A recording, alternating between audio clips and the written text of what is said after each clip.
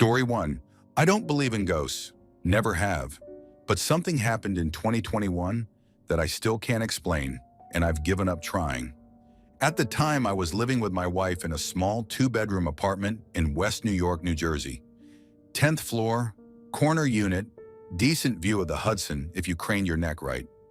The place was older, with creaky floors and those yellow-tinted walls you get when landlords paint over stains instead of cleaning them.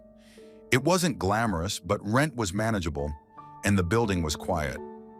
Now, my wife always said the kitchen had a weird feel to it. She wouldn't go in there at night unless every single light was on. I'd catch her staring at the doorway sometimes, like she was listening to something I couldn't hear. She'd tell me, "It's cold in there, even when the heat's blasting," or "It feels like something's watching me." I used to laugh it off. I'm not superstitious. I work IT, I believe in routers and power surges and faulty wiring, not ghosts. But then that day happened. This one specific day I can't forget. And I've never felt the same about that apartment, or about anything really. It was a Sunday. My wife was out shopping with her sister, so I had the place to myself. I had just settled into the couch in the living room, about to start a new campaign on Halo. I remember because I had just put fresh batteries into my controller the day before, and I even checked them with a tester, full charge. So I hit start, get maybe a minute into the cutscene, and the controller just cuts out. I press the buttons. Nothing. Dead. I figured, okay, maybe the batteries were junk. No big deal. I toss it aside and grab the backup controller from the drawer. Same thing. Completely dead. No lights, no response. Now I'm annoyed. I go for the TV remote to switch over to regular cable. Also dead. No response. I try the receiver remote. Nothing. Then the Fios remote. Dead. That's 4 remotes in a row. I remember standing there holding all of them in both hands like I was missing something obvious. So I grabbed my laptop off the table. It was plugged in all night. Batteries at 0%. Completely off. I'm thinking maybe we lost power, but the lights are still on. The fridge is humming. My electric razor in the bathroom works. The microwave clock is still running. It's not a power outage. I try my phone next, thinking I'll Google what could cause something like this. I pick it up. It's dead. Battery icon shows 1% for half a second, then the screen goes black. That's when I felt it. Not a breeze, not a sound, not anything obvious.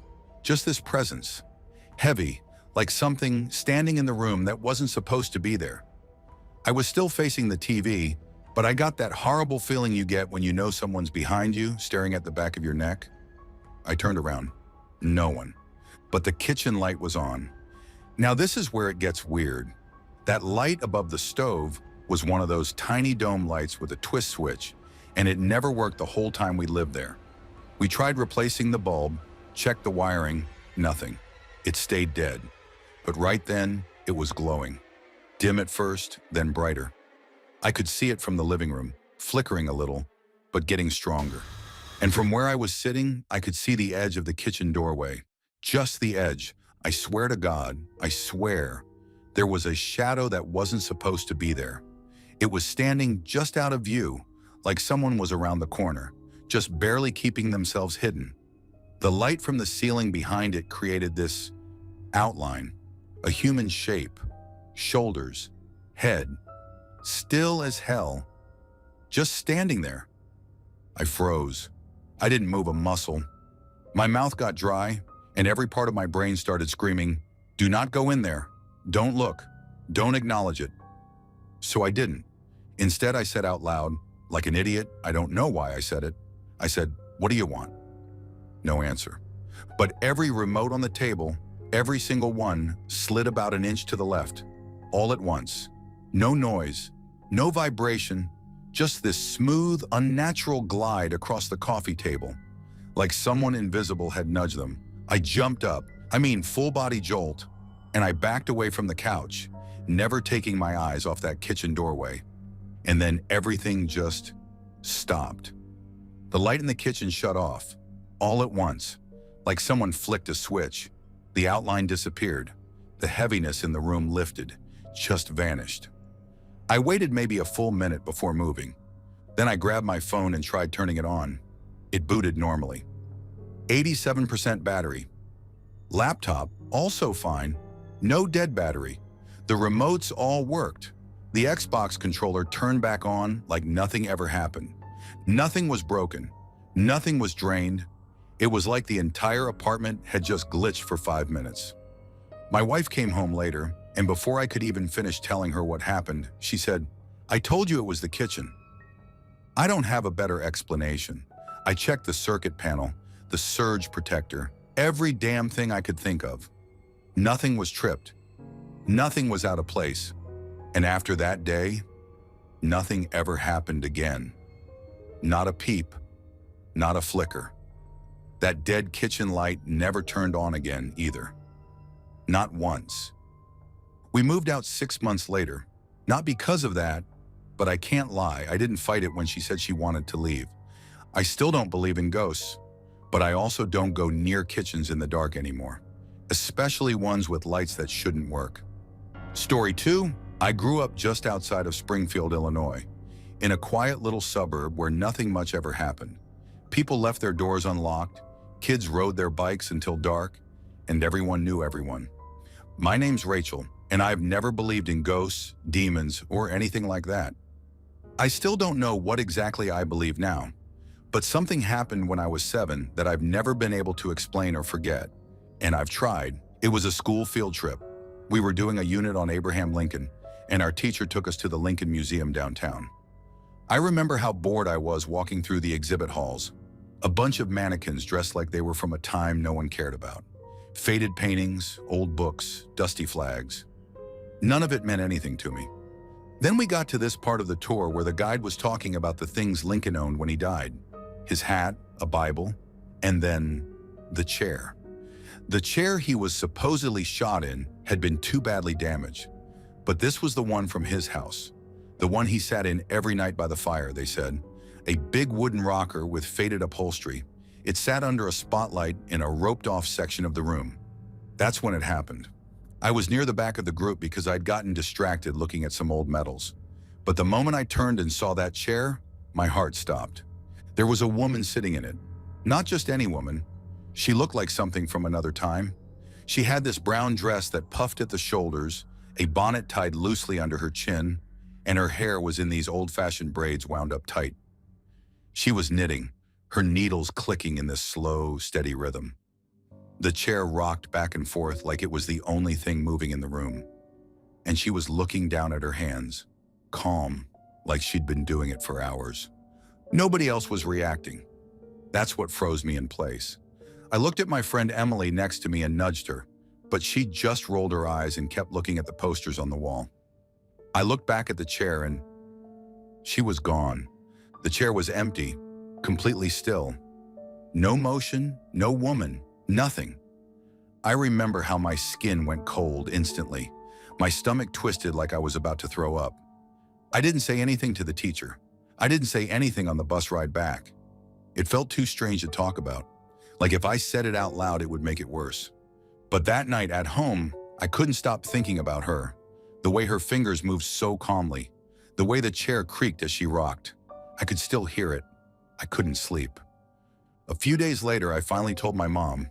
I expected her to laugh or tell me I imagined it, but she didn't. She got real quiet, looked me dead in the eyes and said, "Was she knitting?" I nodded. She said, "I saw the same woman when I was your age. Same place, same chair." I don't know what scared me more, seeing the woman or knowing someone else had seen her too. Years went by. I tried to chalk it up to my imagination. Maybe I just projected something onto the chair. But that chair, it stuck with me. Always. The image was too clear. I can still see it now. The way the light hit her pale face. The way she didn't look up once. I never went back to the museum. I avoid even driving by it if I can. A few months ago, I looked it up on a whim, just to see if anyone else had ever mentioned anything about that chair. I found a forum thread where someone said they'd seen a woman sitting in the same spot. Rocking, knitting. They said she looked right at them. I'm glad she never looked up at me. I don't know what I would have done if she had. That's all that ever happened to me. Just one moment, one glimpse. But it changed everything. I never believed in ghosts, not really. But I know what I saw. I know what I felt. And when people say they've seen things, I don't roll my eyes anymore, because some things don't need to happen twice to be real. Story 3. I live in Terre Haute, Indiana.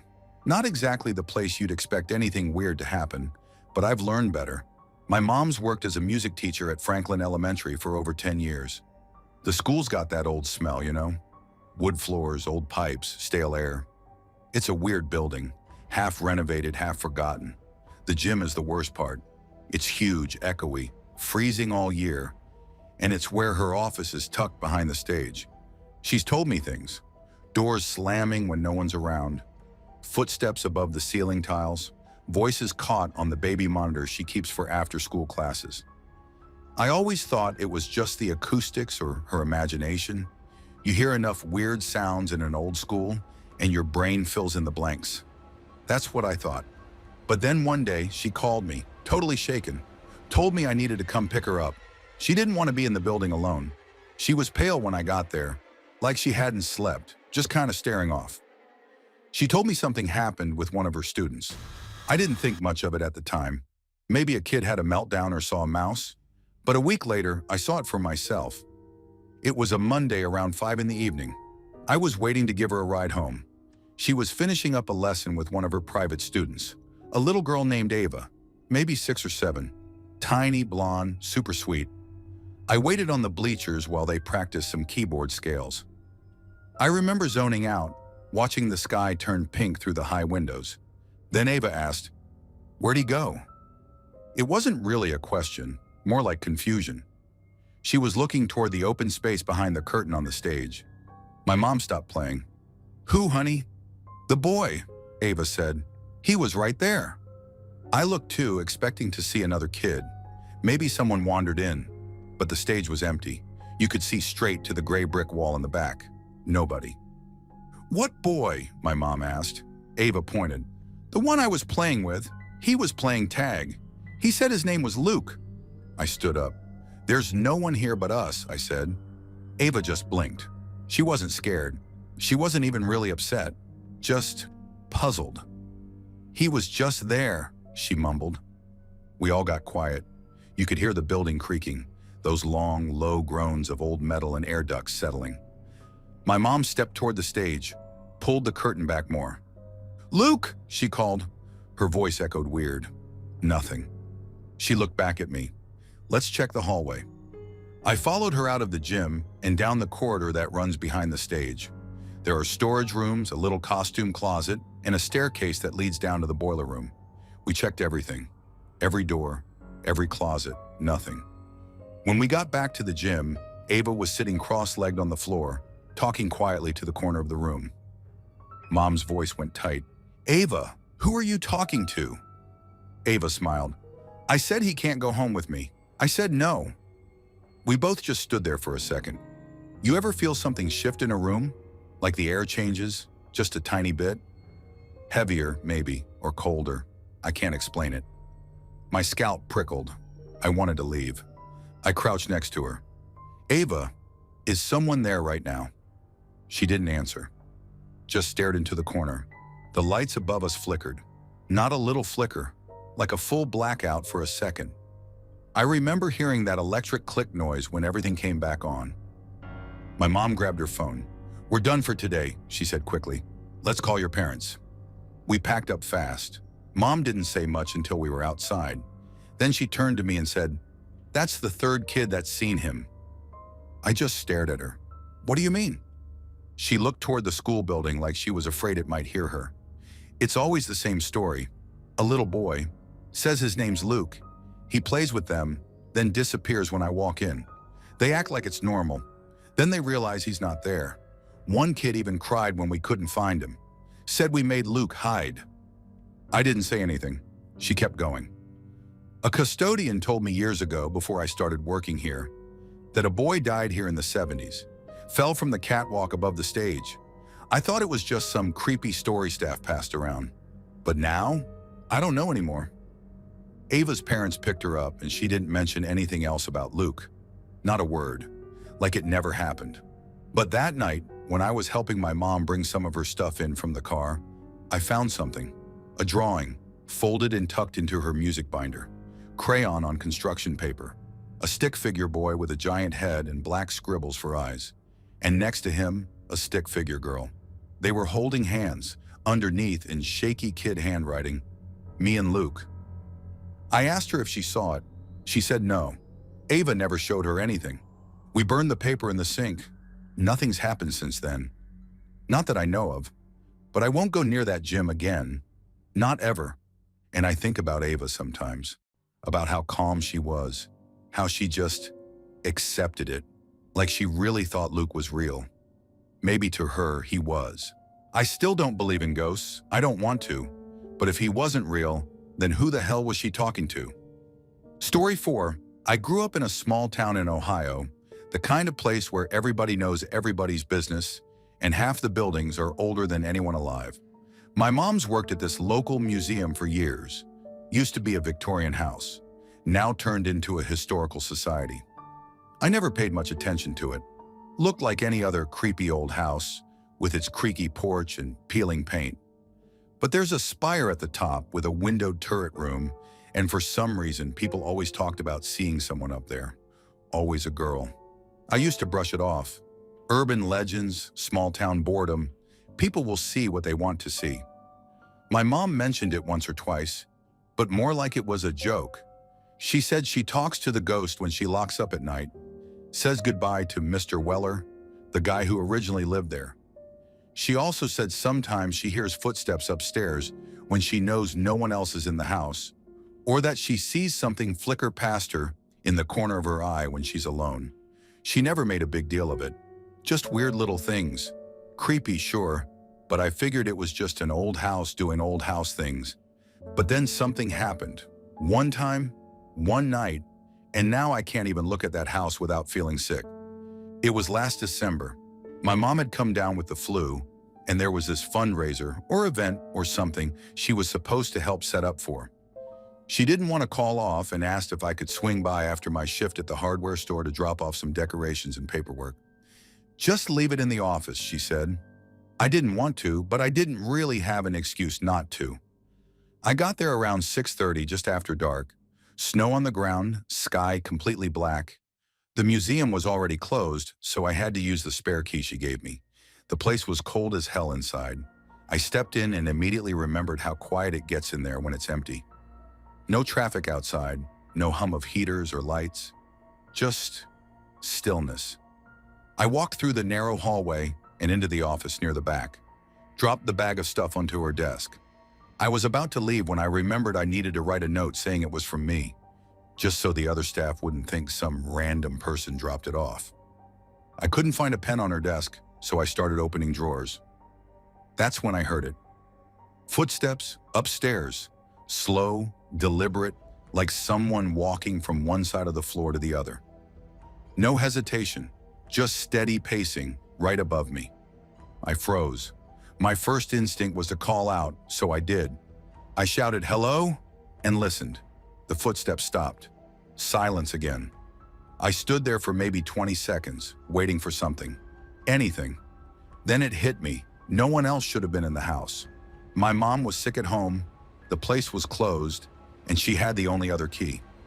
I don't know why I did this, but I walked into the hall and looked up the staircase. It was pitch dark up there. I stood there staring at it, feeling this horrible pressure in my chest. My hands were sweating even though the air was freezing. And then I saw it. Up at the very top of the stairs, right where the hallway curves toward the turret room, someone was standing. I couldn't see her face, not really, but I could make out a white dress. She wasn't moving. She wasn't swaying or shifting or anything. Just standing. I whispered, "Hey, who's up there?" It came out quieter than I meant. Still nothing. She didn't move. I took a step backward, down the hallway, toward the door. I didn't take my eyes off her. My brain kept trying to come up with reasons. Maybe a squatter?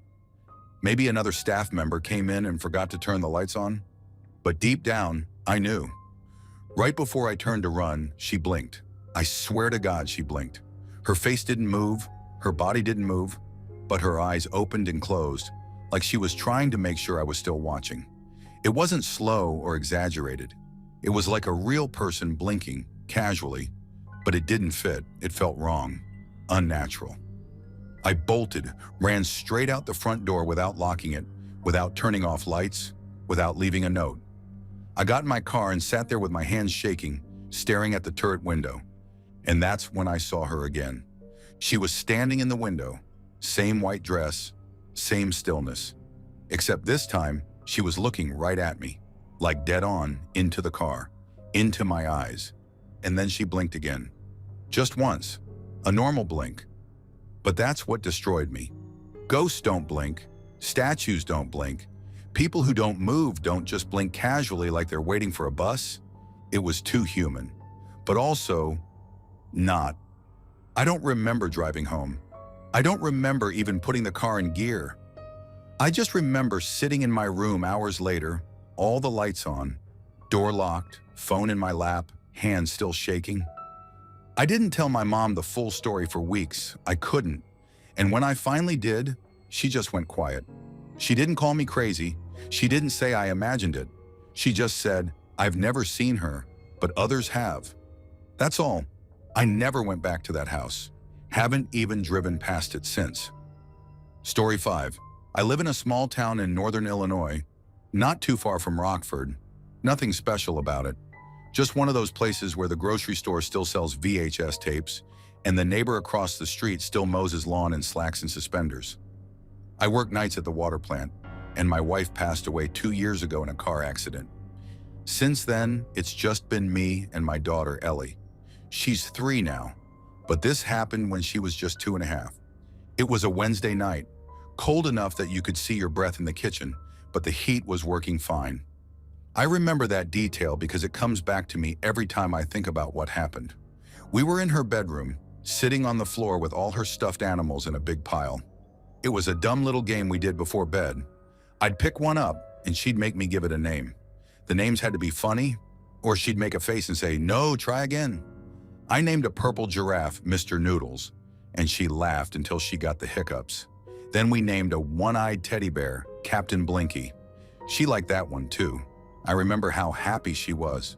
It was one of those moments that made the rest of the day feel far away. Then out of nowhere, she got real quiet. I was mid-laugh and she just stopped. Sat there staring at the wall like she was trying to solve a math problem. I said, "Ellie, you okay?" She pointed at the wall across from us, totally blank except for a tiny frame photo of her mom. Just dry wall and shadow. She points right at it and says, "What's her name?" I looked where she was pointing and said, "Who?" "Honey, we already named everyone." She kept her finger out steady. "That little girl." I swear to God, I got this wave of something. Cold, but not like a draft. More like my body just knew something was wrong before I did. That kind of cold. I stood up and looked closer at the wall. Nothing there. Not a damn thing. I looked back at Ellie. She wasn't laughing anymore. Her eyes were wider than I'd ever seen. She didn't blink when I waved my hand between her and the wall. "Ellie," I said slowly, "there's nobody there." She kept staring. "She's sad." I crouched down. My hands were shaking, but I didn't want her to see that. "Who is, baby?" "The girl," she whispered. "She's cold and her feet are red." That's when I picked her up and walked out of the room. Didn't grab her toys, didn't turn off the light, nothing. We slept in the living room that night with the TV on. Cartoons playing all night, volume real low. I didn't sleep much. Every creak in the house sounded louder than normal. Around 2 a.m., I walked down the hall to check her room. Lights still on, empty. I even knocked on the wall she pointed at. Just wood and insulation. Next day, I asked her about it. I was hoping, praying she'd forgotten the whole thing. She didn't. We were eating cereal in the kitchen when she said, real casual, "The girl's not in my room anymore." I froze mid-chew. "Where is she now?" "She went down," Ellie said, spoon clinking in her bowl. "Down where?" She looked at the basement door. Didn't say a word. I didn't open that door for 3 days. When I finally did, it was because I thought I heard a noise down there, like soft crying. Thought maybe a pipe was leaking or something. I grabbed a flashlight and went down slow, step by step, like an idiot in a horror movie. I kept thinking about how Ellie said the girl's feet were red. What the hell does that even mean? Basement was empty. Nothing weird, nothing broken, no sign of anything. I turned to head back up and froze. There were wet footprints on the bottom step, small ones, like a child's. I ran back up so fast I dropped the flashlight. Didn't even go back for it. That night I locked the basement door and pushed the dining room table in front of it. Sat up in the kitchen until dawn with a bat across my knees. Every once in a while, I'd hear creaking from the floorboards under me, like someone was walking around down there barefoot. Ellie never mentioned the girl again. We moved 6 months later. I couldn't take it anymore. The house felt wrong, like it had eyes. I still don't know what she saw. I don't know what I almost saw. Story 6. People always ask if being homeless was scary. It wasn't. Not the way they think. Cops were scary. Drunks with knives were scary. But the dark? Nah. You learn to work with it. I used to walk the desert at night, just to stay warm. Sun went down, I went walking. Sun came up, I crashed out in my little burrow till noon, then wandered into town for food. That was life for a while. This was about 7 years ago. Sierra Vista, Arizona. Middle of nowhere. Hot as hell in the day, freezing at night. I had been sleeping out there for 6 months. Got used to the silence, the coyotes, the crunch of your own boots and gravel. It becomes your world. Let me be clear before I go on. I wasn't high. I wasn't drunk. I hadn't slept in 30 hours, but that was normal for me back then. You stay up moving, you stay alive, and you only sleep when the sun is warm enough to keep you from freezing to death. Anyway, I had a sword, not a joke. Real steel, straight edge, about 3 feet long. Bought it when I still had a job and a bed. Kept it wrapped and strapped to my back when I walked at night, just in case I ran into a mountain lion or worse. Never actually used it, except to chop the ends off yucca stalks for my shelter roof. So this night, I'm maybe 4 or 5 miles out past the last row of lights in Sierra Vista. I liked that spot. There was this dried-up wash I followed with a couple of busted trees and weird-shaped rocks. It was about 1 in the morning. Cold enough to see my breath, sky full of stars. I was twirling this stick in my hand, just killing time and waiting for the sun. Then I hear this. Thump, thump. I stop walking. It's ahead of me. 2 dull thuds like something heavy jumping or landing. I wait. Nothing. Just the wind. So I bang my stick against a dead tree a couple times. I don't want to surprise a javelina or, God forbid, a bear. I make noise on purpose out there. Predators don't like surprises. Then something moves. A bush about 30 feet in front of me rustles, and something lifts its head over the top. Now I've seen coyotes, bobcats, all kinds of desert freaks. But this wasn't that. This was, man, I don't know. It had a face like a person, but stretched, flattened, huge black eyes like a gecko, 2 tufts on either side of its head, almost like ears, but they didn't move like ears, just sat there. Its skin was shiny, not wet shiny, scale shiny, and it blinked sideways. My stomach flipped. I reached over my shoulder and yanked at my sword fast. Forgot the strap was looped through my belt. I pulled so hard I ripped the whole sheath off and ended up holding the damn thing, still wrapped, in both hands like an idiot. The thing just stared at me, not moving. Then it stood up. 4 feet tall, maybe a little more. Long limbs, knees that bent the wrong way. It had this messed up stance, like its body wasn't used to gravity. And then, no warning, it just took off. It didn't run like a person. It bolted like an ostrich. Knees snapping up, arms loose, almost flailing. It was fast, unnaturally fast, but not smooth. Jerky, like it hadn't done it before. The kind of movement you feel in your teeth. It was gone in seconds, over the ridge and out of sight. I didn't chase it, I didn't move. I just stood there, sheathed sword in my hands, every hair on my body standing straight up. Then I swear to God something hit my chest. Not hard, just a pressure, like someone was pushing a cold rock into my sternum. It stayed for a second and then faded. Nothing was there. I looked. I checked myself. Nothing. But I felt it. Like it didn't like me. Like it marked me. I walked back to my burrow. Didn't run. Didn't cry. I walked. I watched the hills. Watched the sky. I didn't hear a single sound the whole way back. Next day, the Salvation Army was giving out fried chicken and mashed potatoes. I sat in the back corner and didn't talk to anybody. I don't go past the lights anymore. I stay in town. I sleep near people now, even if it means fighting for a spot. I gave the sword away. Whatever that thing was, I wasn't supposed to see it, and I don't think it was supposed to see me either. Story 7. I grew up in a nowhere town in western Pennsylvania. I won't say the name, it doesn't matter. It's one of those places with too many trees, cracked sidewalks, and neighbors who sit on their porch every night chain smoking like it's still 1987. I live in northern Michigan now, and I haven't been back there in years. But there's one thing from that town I still carry. It happened when I was 12. My little sister Lisa was 10. We were out in the woods across the street from our house. Just a small, dense patch of trees. It wasn't big. You could see all the way through it if the light was right. No trails, no creeks, just leaves, fallen branches, and the kind of silence that makes you pay attention. That summer, all the neighborhood kids used those woods like a playground. I don't remember what game we were playing that day, maybe hide and seek, but Lisa and I ended up crouched behind a big log, trying not to laugh. Then we heard it, a sound I'll never forget. Not a snap, not a rustle. It was a deep, solid thump, like something heavy had dropped from way up and landed hard, but without breaking anything. The ground under me felt like it jumped. I looked up. Lisa did too. There was something in the tree above us. Not a raccoon, not a bird, not a person. It was crouched in the branches, maybe 15 feet up. It had legs, long ones, bent at the knees like a person squatting.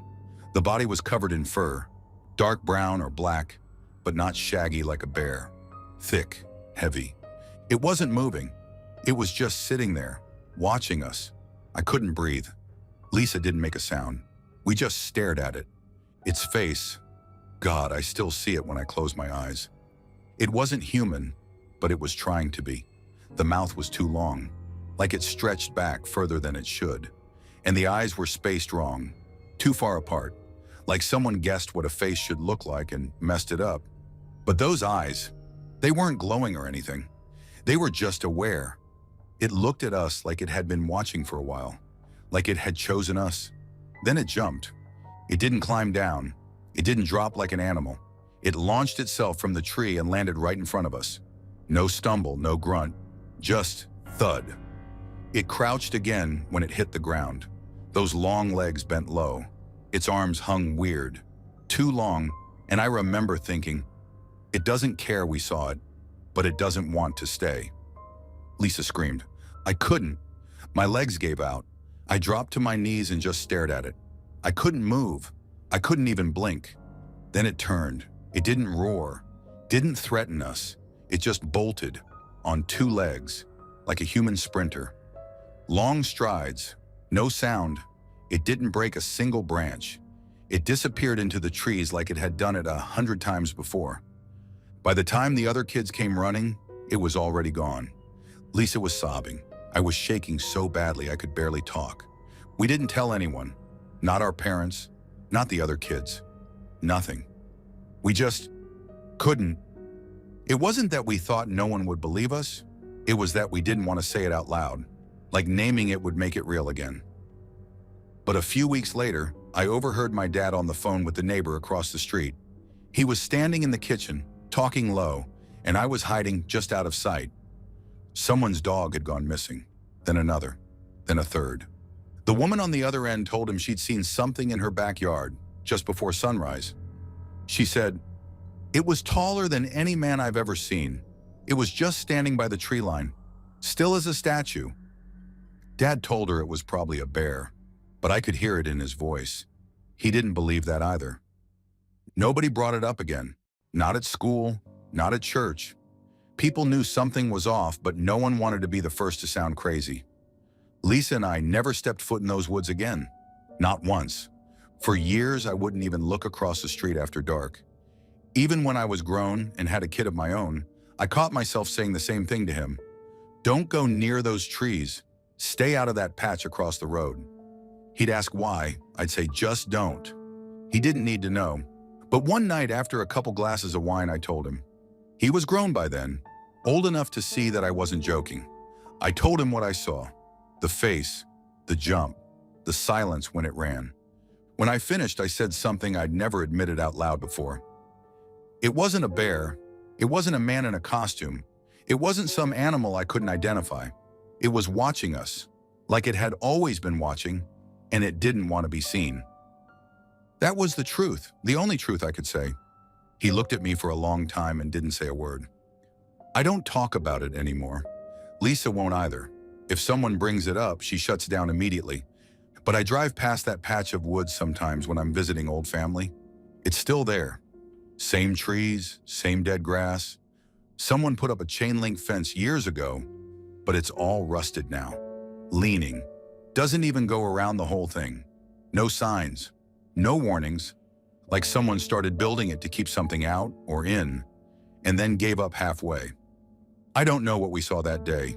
It only happened once, but it was enough. Story 8. We lived in one of those boxy military housing units on the base. PMQs. Every one of them looked the same. If you've ever lived on a base, you know the kind. Government-issued dullness. Ours had this weird old basement with a door bolted shut that my dad once told me used to be a bomb shelter. I never went down there. When I was 7, I broke my leg falling off a swing, snapped clean, and I was stuck in a cast for weeks. My dad moved my bed into the living room so I wouldn't have to do stairs, and he set up my clunky old computer beside me. I used to play this old game, Buzz Aldrin's Race into Space.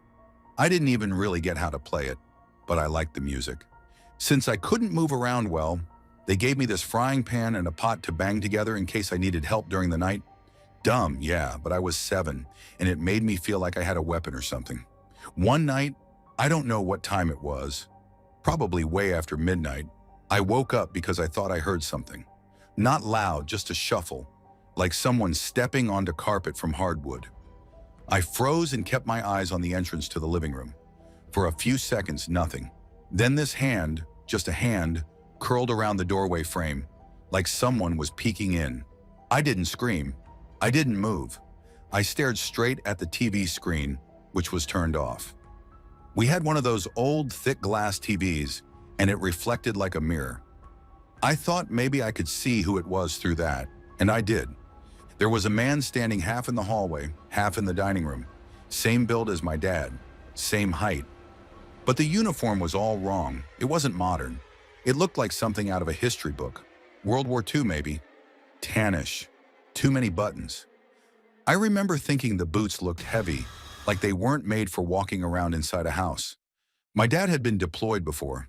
Sometimes he'd leave with only a few hours' notice. But this guy, something was off. He wasn't moving right. It was stiff, like his limbs didn't know how to be quiet. And the face, there wasn't one. I swear to God, there wasn't a face. Just this dark blur where it should have been.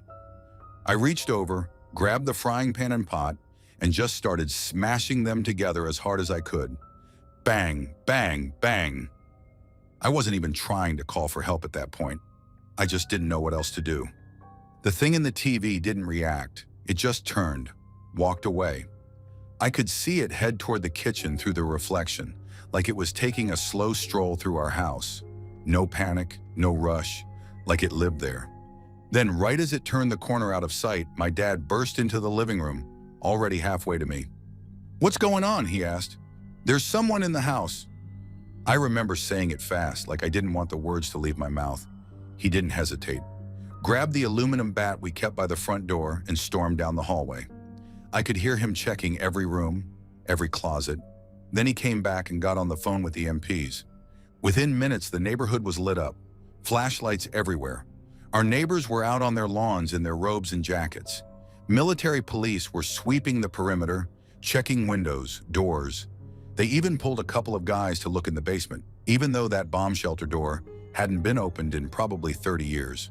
They didn't find anyone. No footprints, No signs of a break-in, nothing. My dad didn't say much after, just told me to try and get some rest. He stayed up all night though, sat in the recliner beside my makeshift bed, eyes locked on the hallway. I didn't sleep again for a week, and I never saw that man again. But I still remember how he moved, like his bones didn't fit right in his body, like he was wearing that uniform not because it was his, but because it was attached to him. I don't tell people this story anymore. They either laugh or try to explain it away. Dream, sleep paralysis, childhood imagination. But I know what I saw. I know what uniforms my dad wore. I know how he walks. That thing wasn't him. That thing wasn't anyone. Story 9. I grew up in Alabama, but my dad's side of the family had this old house deep in the woods of northern Georgia, far enough from civilization that your phone signal died 10 miles out. I was maybe 8 when this happened. We'd visit every summer, like clockwork. I never liked going. Even as a kid, I felt like something was wrong out there. The woods didn't make normal forest noises. No birds, no bugs, no wind. Just quiet like a mouth held shut. My grandparents lived in this creaky 2-story cabin, surrounded by tall, skinny trees that looked like they leaned a little too close. The kind of place that smelled like mildew and old furniture no matter how many windows you opened. This one summer, it was just me, my little brother, and our parents staying the weekend.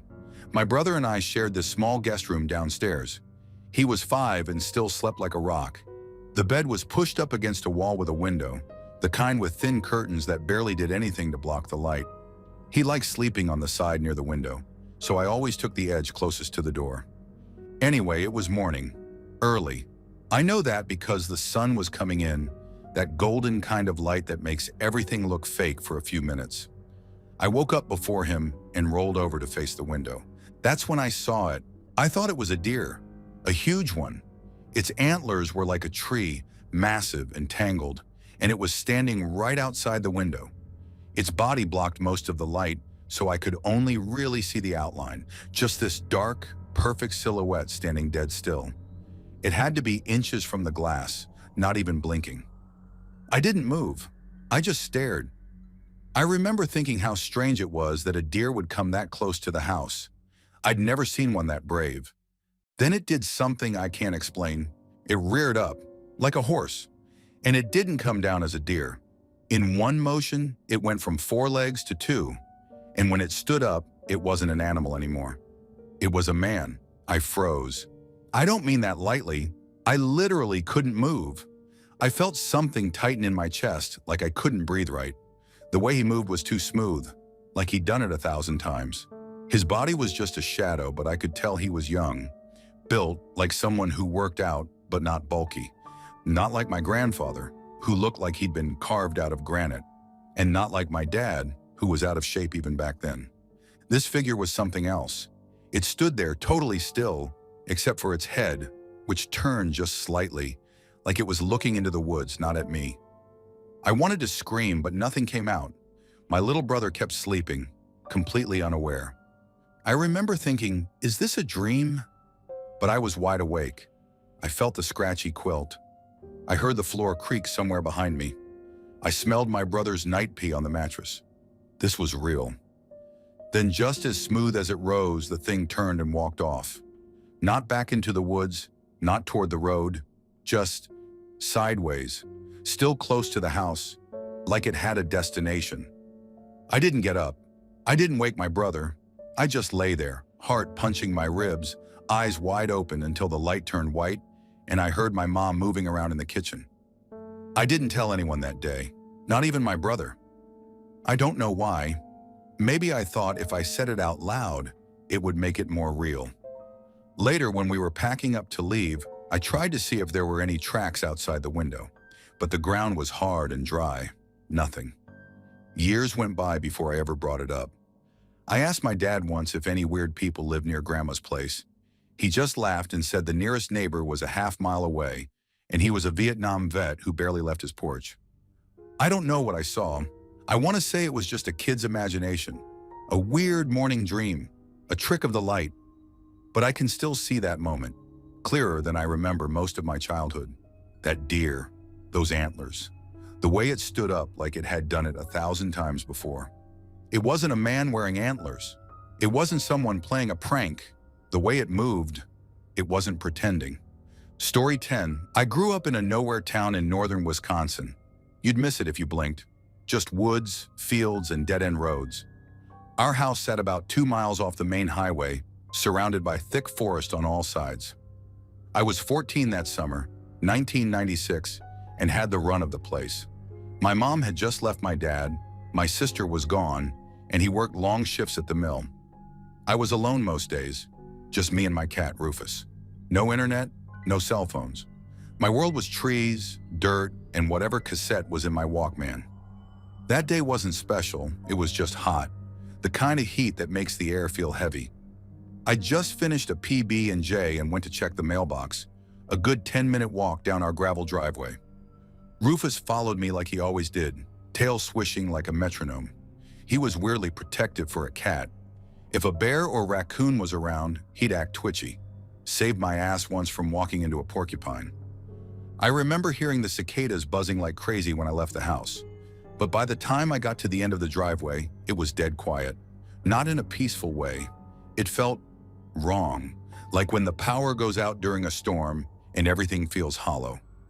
I grabbed the mail, just a utility bill and some ad flyer, and was about to turn back when Rufus stopped dead in his tracks. His ears went flat, tail puffed out like a bottle brush. That's when I heard it. Heavy movement, twigs snapping, underbrush crunching, right across the road. Maybe 15, 20 feet into the trees. My first thought was a deer. They were everywhere out there. Then I thought maybe a bear. I wasn't scared. I'd seen them before.